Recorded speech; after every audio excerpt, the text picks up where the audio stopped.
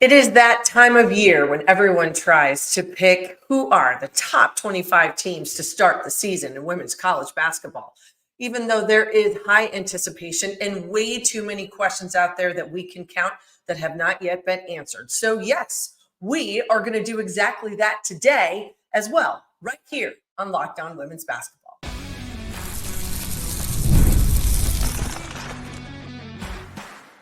You are Locked On Women's Basketball, your daily podcast on women's basketball. Part of the Locked On Podcast Network, your team every day.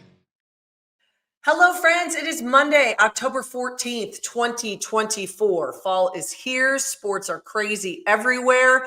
And the college basketball season is almost here as well. I am Missy Heidrick, national correspondent here at the Next. Thank you for making Locked On Women's Basketball your first listen every day. We are free and available wherever you get your podcasts and on YouTube, part of the Locked On Podcast Network, your team every day. And you can start the season with a big return on FanDuel. Place your first $5 bet, and you'll get started with $200 in bonus bets guaranteed. Visit FanDuel.com to get started. Well, everybody, I have been out of pocket for a good few weeks, so it is so nice to be back here with you on Locked On Women's Basketball, a very sunny Monday where I live in Kansas City, where everybody is happy. Normally, we're in the middle of the country, lots of good things happening. As you can see, for those of you that are watching on YouTube, my family and I, we moved into a new home a few weeks ago. That's why I was out of pocket. And I don't have anything on the walls yet. That's coming. I promise you, sooner or later, it will look a lot better. But happy to be here in my new place and with all of you on Locked On Women's Basketball. You can follow me at Missy Heidrick, and then be sure to follow this podcast at Locked On WBB, and come see us at www.thenexthoops.com for all fantastic women's basketball coverage. Well, there is a buzz, no doubt about it, about women's basketball right now, and it absolutely should be. Everyone is watching, which is fantastic. We are smack in the middle of what is turning out to be a great WNBA final series full of superstars, big plays, and some serious intensity. But to kick this week off, we are turning the spotlight into the college ranks. Today, we're going to break down what is the next top 25 preseason preview. What gets you considered for this list? Who are the top at the top, and who are the top 5? Who fills out the 25 spots? Who might be a sleeper this season? And we're going to go through everything here. So let's start right now and clarify. I write this preview and have for the last couple of years. And so, yes, I own these preseason rankings. Sometimes they land really well with fans and others out there. Sometimes not so much. But as I always say, I own it. And there's a reason. We've got to kind of create a little bit of method to the madness. And hopefully when you're done listening and watching this episode, you're going to understand a little bit more of how I break it down and why. But let's face it, we literally have a bunch of projections that are sitting on paper. We're trying to figure out whether or not this is going to work. We know all season that this is simply, it will not be this. There are just too many great players, too many good coaches and teams across the country for it to truly be this easy. But as of October 14th, this looks pretty darn good. Now, a lot of people ask me, what goes into the method behind the madness? How do you get where you are? Well, in this day and age, I really do think it's all about rosters, and you have to see how coaches manage them. It comes down ultimately to 3 things. Number 1, they've got to recruit their returners literally every year because of point number 2, and that is the transfer portal. How do these new players fit in? How do the returners fit in? Do we have anyone still with a 5th year left of eligibility? And there still are some players out there that do have that at their disposal. We also have to look at freshmen, because we know as the game continues to progress, these freshmen that come in, they are loaded. The question always is, number 1, how do they fit into a roster? And number 2, are they going to be impact freshmen, or are they going to be a little bit more of a project? I will tell you, at the top of the heap with these top teams across the country, all throughout these leagues, there aren't a lot of projects that come in anymore. If you've got a bench full of projects, then you're more than likely dealing with a true rebuilding situation. And then I would ask that head coach, why didn't you go to the portal more? And then I think maybe this might not be the right fit. because a lot of projects on a bench means you don't have much depth. And if there's one thing we are learning in this day and age with injuries and other issues that come about, you've got to have depth on your roster. Over the past couple seasons, there have been some quality programs that have not been able to get over the hump, or who just haven't been able to advance as far as they want to when the postseason comes, because they don't have depth. Use those roster spots, use that scholarship number as it sits today, and make sure you have some depth on your roster. Limit the projects, find the impact freshmen, and ladies and gentlemen, how well do you manage your roster and into the portal? Now, a couple other things that we take into mind: scheduling, how a team is going to set themselves up early and how they're going to challenge themselves.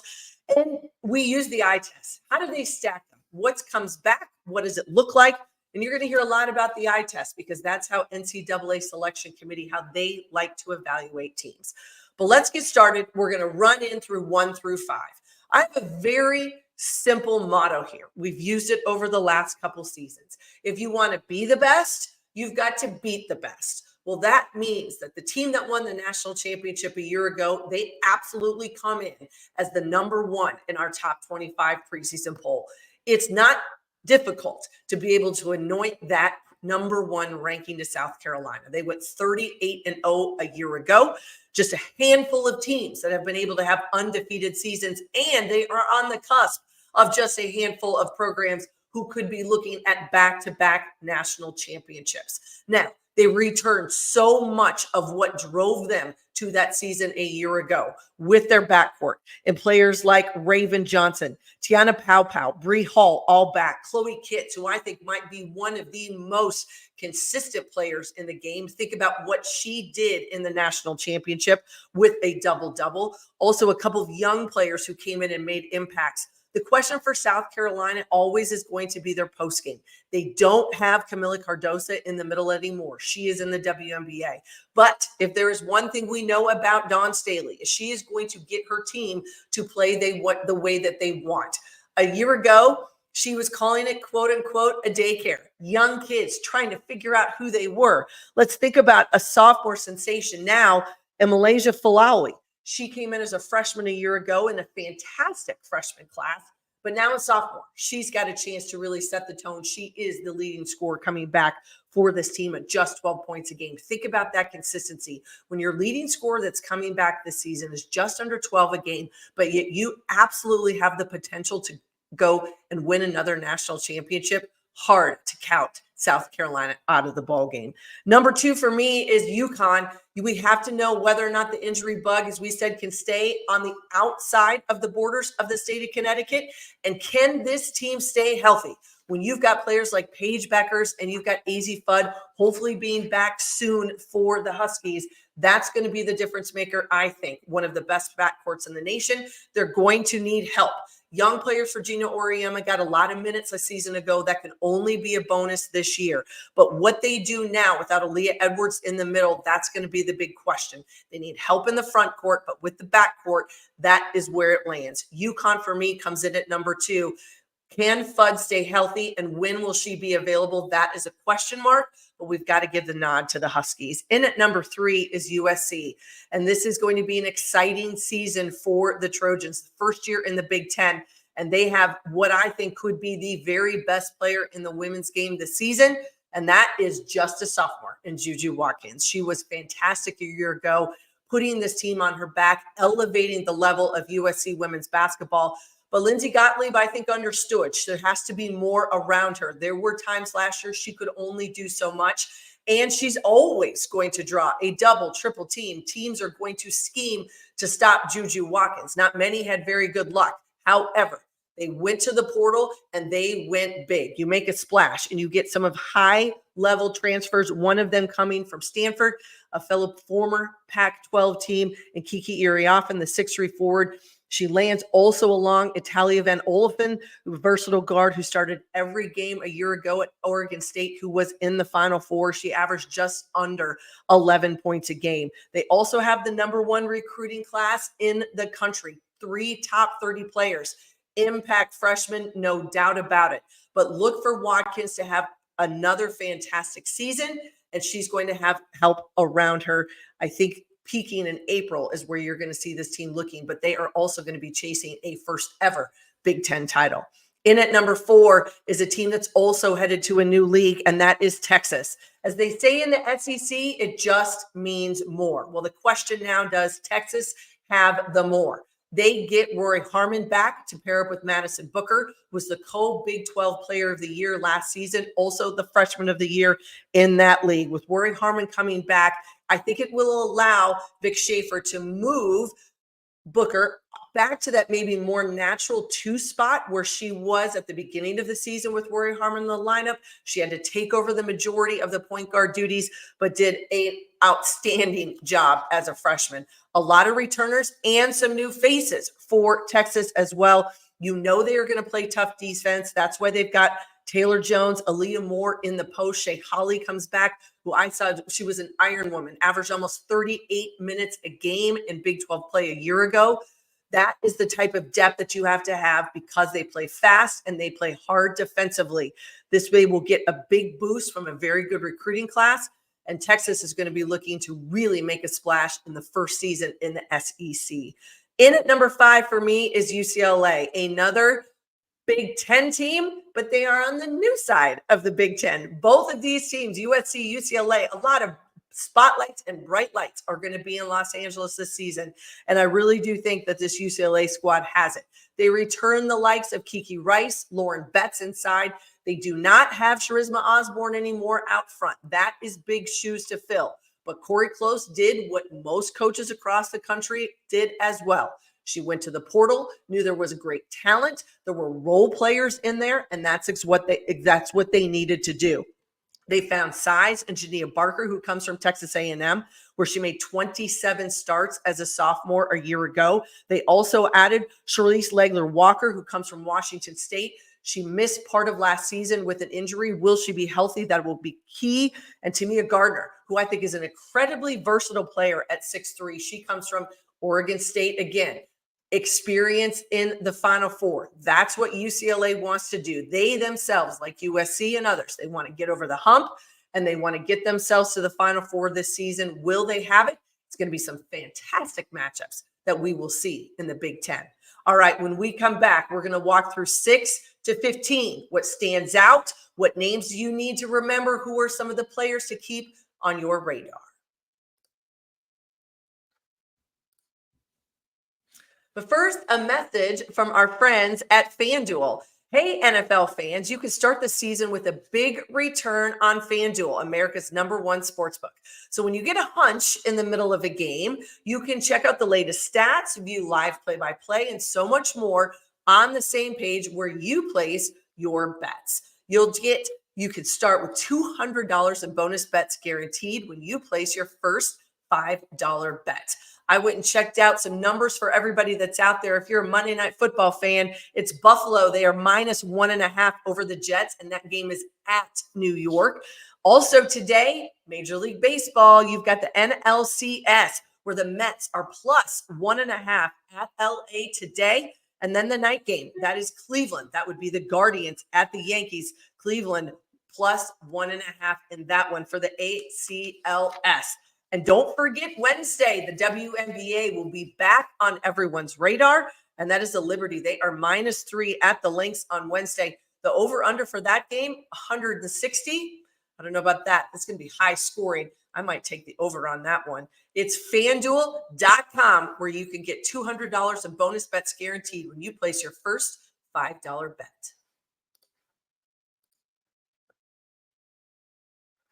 Hi, everybody. It's Missy Heidrick, and welcome back. And thank you for making Locked On Women's Basketball your first listen every day. Be sure to come back all this week for more in-depth WNBA coverage right here with all of our amazing staff and my colleagues, because the finals are in swing, and it's the Lynx and the Liberty, and fantastic games coming your way. All right, we've talked about 1 through 5 in our top 25 preview. We're going to run 6 through 15, and we're going to go quick, but I want you to pay attention because there are some fantastic players to keep your eye on. At 6 for me, it's Notre Dame. Niele Ivey has dealt as a head coach at Notre Dame in her first 4 seasons with a lot of injuries and a lot of issues. Olivia Miles not available a year ago, but she gets her back. And oh, by the way, with one of the most dynamic guards we saw a season ago in freshman Hannah Hidalgo, now a year older. And I think they could be one of the most explosive backcourts in the nation. You pair them with Sonia Citron, who I love as one of the most consistent in the ACC. Can Maddie Westbeld get healthy? She's dealing with a foot injury. They don't know when she will be back, but they have so much speed and some depth. And one of the best post players coming in the country in the class of 2024, 6'5" Kate Koval. She's the #1 post in that class. Can she be impact early? That will be a question for Notre Dame. At 7 is LSU. It's difficult to fill voids. The biggest one for them is how do you replace Angel Reese? It's not something simple that you do. I think if you're Kim Mulkey, it's got to be more by committee, but she's got fantastic returners around her. Anissa Moore is a senior. You've got Fallujah Johnson who comes back, who really, I think, had a breakout season in finding that mid-range jumper and ultimate ways to score. But then you also had a freshman a year ago, Michaela Williams, the reigning SEC Freshman Player of the Year. She is back this season, and they have the ability to not only be able to score at high rates, but they will defend and they will get up and down and cause chaos. And that's one of the things that has caused opponents big trouble with LSU. Look for some new faces to have to pick up minutes without Reese available to them. In at number 8, the first team from the Big 12 for me, and that is the Iowa State Cyclones. The biggest gift that Bill Finley could get here to this year is Emily Ryan coming back for her 5th year, the point guard. She is now already the all-time assist leader in Iowa State women's basketball history. She's back for her 5th season, paired with a fantastic duo of Addie Brown and Audie Crooks. You talked about 2 freshmen that were impact players. They absolutely were for Iowa State a season ago. They were on display in the NCAA tournament. I like that. The Cyclones also went to the portal. And what did they find? They found more shooters so they could continue to open the floor. All 5 have the green light within the Cyclone system. They need depth and the ability to have more shooters on the floor. Ryan will run the show, but look for a player like Mackenzie Hare, transfers from Marquette. Lily Hansford, who spent 2 seasons at Oregon State and shot over 45% from the behind the arc a year ago. New faces to go with veterans and some really good sophomores. I like the Cyclones in Ames. At number 9, the second team from the Big 12, and that is Baylor. I think Nikki Collin continues to put her stamp on this program. She does it with Sarah Andrews, also coming back for her 5th season, a guard that has blossomed under Collin's leadership and tutelage out front. I really like what she's able to do. Jada Walker is back. She had a fantastic NCAA tournament. She can continue and develop that game, be more of a consistent scorer. That is what the Bears will need. Dariana Littlepage Bugs, she is back. A handful in the middle, but also a little bit of look. And I think one of the best transfers that you might see come in and be impact for a team, especially in the way that she plays, is the physicality that Aaronette Von Hille brings. The Colorado transfer now coming back to the Big 12, but she's going to be and has been listed as a preseason newcomer of the year in the Big 12. And I think her physicality is going to make a big difference for Baylor. They're in for me at number 9. At number 10 is Oklahoma. They head to the SEC. It's going to be their inaugural season in a new league, but with so much of what they have returning. Look at these numbers. 98% of the scoring back for Oklahoma, 96% of their rebounding back from a season ago. If you're Jenny Baranczyk, you love those numbers. You also have co-Big 12 Player of the Year in Skylar Vann. She is back, headed into the SEC. I like the lights of players like Peyton Verhulst, Sahara Williams coming back. Liz Scott returns, having missed last season for injury. But I think one of the biggest gets out of the portal this season has to be Reagan Beers from Oregon State, the 6'4" center who had 2 fantastic seasons at Oregon State. She's now going to be with the Sooners. I think it gives them a different look in the post. But don't be, just because she's 6'4", maybe played a little bigger in the Pac-12, She's going to be able to get up and down the floor. She's got mid-range, she's physical, and she will rebound. And she is a big get and a huge help to fill some of those spaces where they maybe struggled with size a year ago. Sooners in at 10. For 11, for me, it's NC State. You make a run to the Final Four, you've got to give credit. It builds momentum. I think that's exactly what Wes Moore is trying to do now in his 12th season at Raleigh. A lot of returners. The numbers speak for themselves. One of the biggest question marks for them is, however, is going to be the postgame. They no longer have Mimi Collins or River Baldwin inside. How can they make that jump? Look for some of those new faces and newcomers to be one of the biggest ones that can help. In at 12 is Ohio State, another Big Ten team. You got to fill voids. We know that that's what happens. People do it not only with newcomers, but also with the portal. But when you have a player like Cody McMahon that is back, it might as well kind of soften the blow a bit for not having the likes of J.C. Selden and Celeste Taylor out front. They are no longer there, but this will still be an Ohio State team that will guard, and they've got McMahon Bat, who I think is one of the best players. She's their top returning scorer and their leading rebounder from a year ago. They also got Chance Gray from Oregon, and they got 6'3" forward Asia Petty from Kentucky to help with some size and some speed out front. And they've also got a very high-quality recruiting class that comes in as freshmen. Look for the Buckeyes to make some noise in the Big Ten. In at 13 is Kansas State, and this is really a simple equation if you are in the Little Apple. Ioka Lee has to stay healthy, and she has to stay on the floor. It's basically the same lineup that they had a year ago that Jeff Mittie has. Now, he does have one scoring threat, which I think can help, and that is 6'2" forward Tamira Poindexter. She was the 2024 AAC Player of the Year at Tulsa last season. Can her scoring translate into the Big 12? Can it translate into this Kansas State system? But ultimately, as Ioka Lee goes, this K-State team will go as well. When she was in the lineup last season for 4+ weeks with an ankle injury, they were a different squad. They won some games, they lost some games, and they struggled. When she's in the middle, it changes everything. But you saw how physical teams like a Colorado is a difficult matchup for Kansas State. Can they play more physical this season and get themselves out of that first weekend of the NCAA tournament? That is still to be determined. In at 14 is Louisville. Jeff Walls, always going to the portal, finding some new faces. Didn't need as many this season. He's got Olivia Cochran back. She's a 6th Street graduate student, and she posts about a little less than 11 points a game, a little over 6+ rebounds last season. I think this Louisville team will be one to watch in the ACC as the season goes on. In at 15, for me, another team from the Big 12, and that is West Virginia. First season in Morgantown, and Mark Kellogg really was able to make this team be part of the national conversation because of what they did in the NCAA tournament. They pushed Iowa all the way to some of the very last possessions in that round of 32.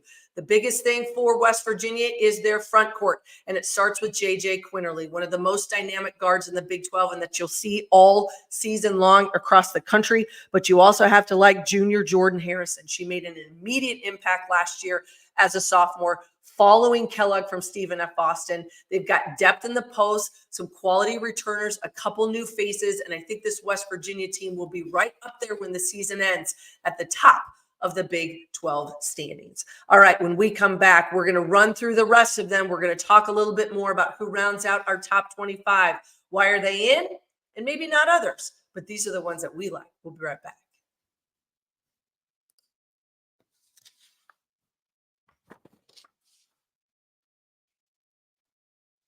Hi, everybody. Missy Heidrick. Welcome back to Locked On Women's Basketball, and thank you for joining me on Top 25 Preview Day. If you haven't been over to thenexthoops.com, that's where you're going to find all of this and way more in depth. But I'm just trying to hit the highlights for all of you today and let you know a little bit of what goes into thinking why these teams are here.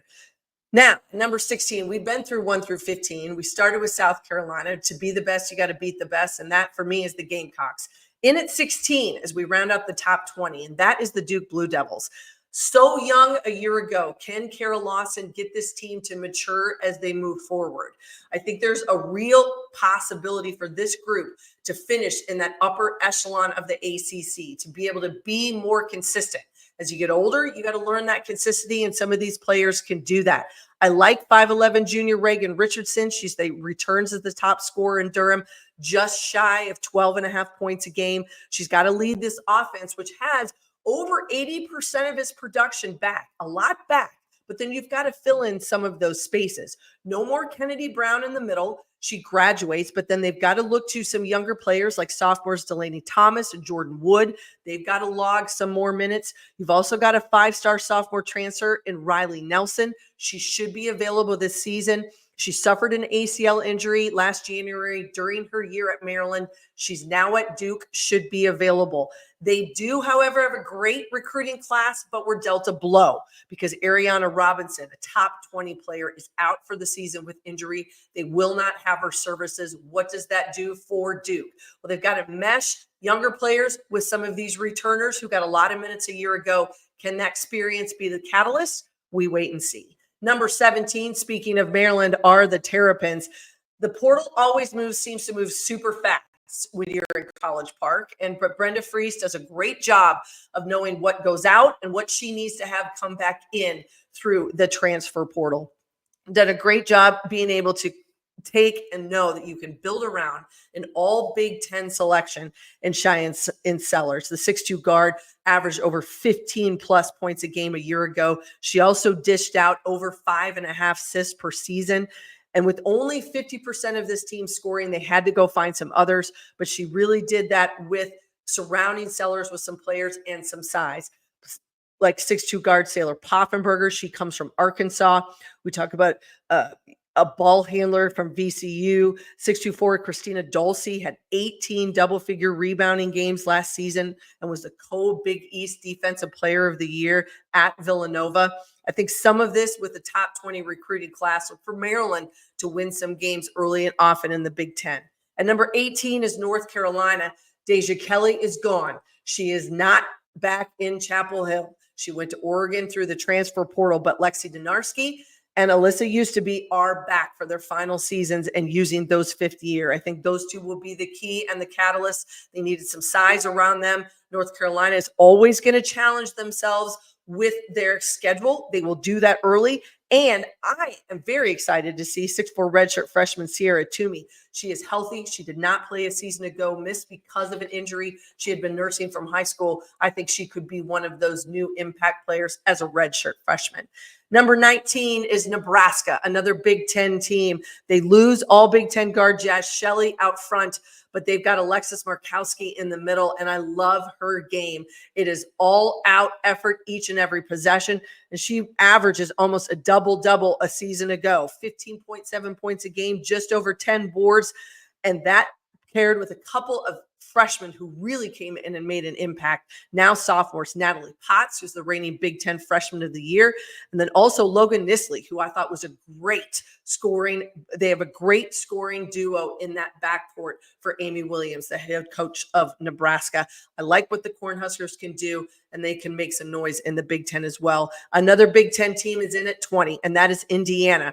There's no longer some of the familiar faces like Mackenzie Holmes that we will see this season, but Sydney Parrish is back along with Chloe Moore McNeil. You've got Yarden Garzone, who I think is a stretch forward and has great shooting ability, and some new faces that will have to come in and fill that void of Holmes.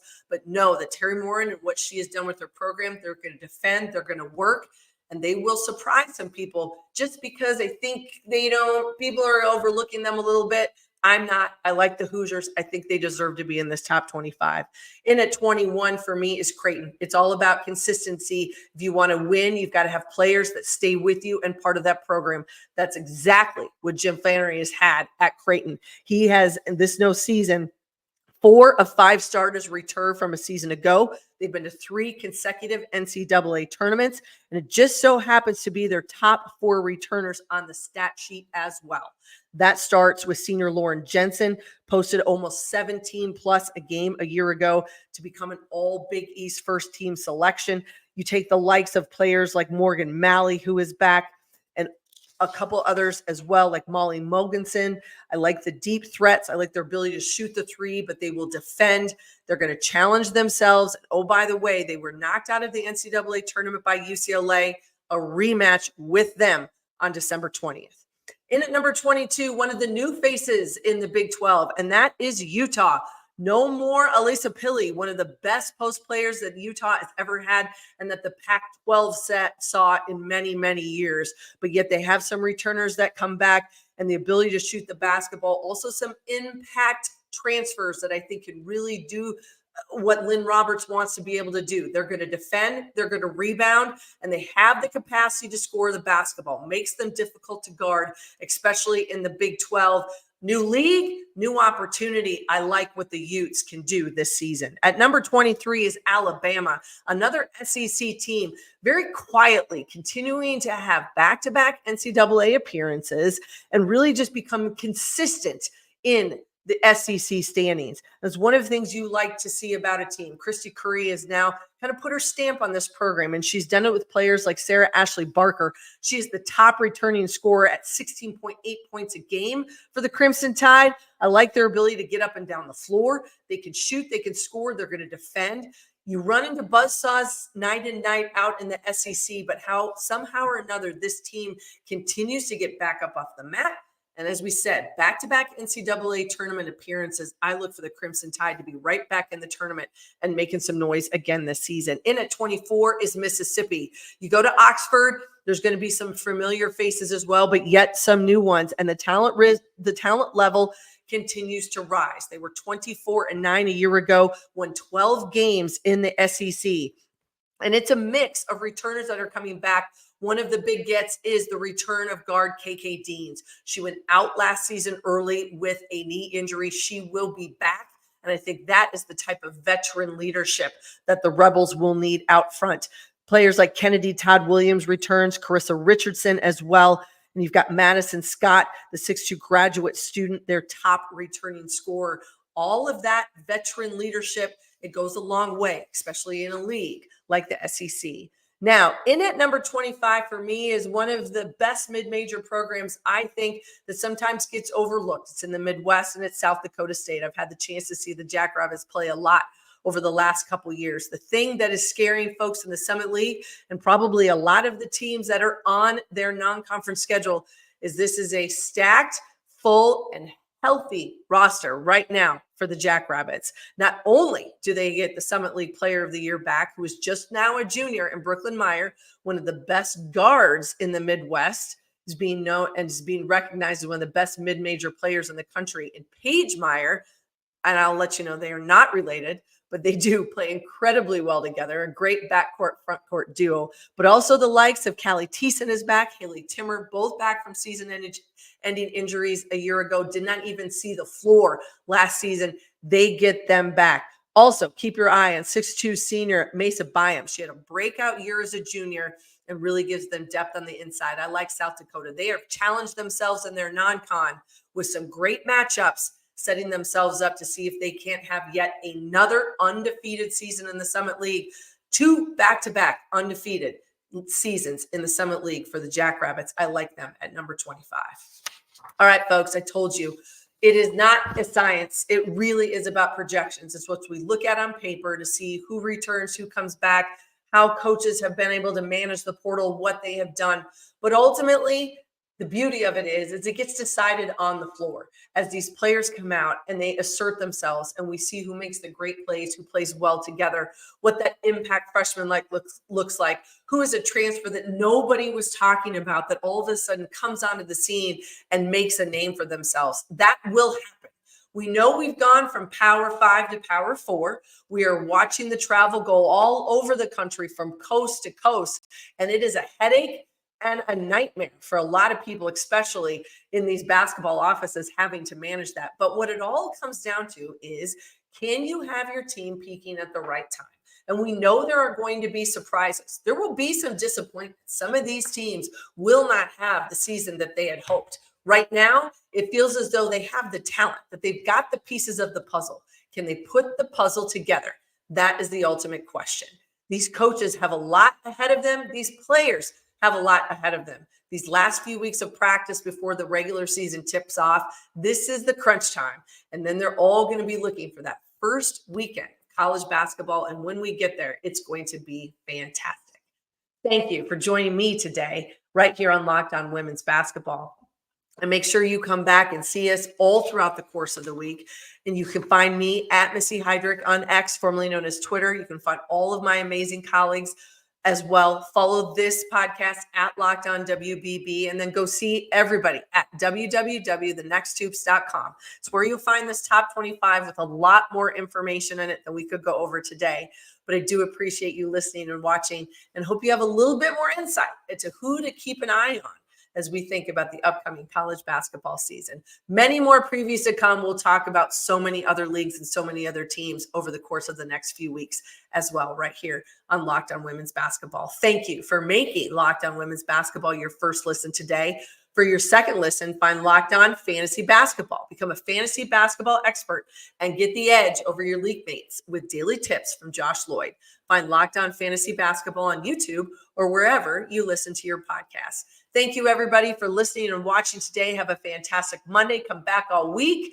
Not only is it crazy in every other sport, but the WNBA finals are going to be fantastic. Don't miss any of the coverage right here. We'll see you, and we'll see you next time on Locked On Women's Basketball.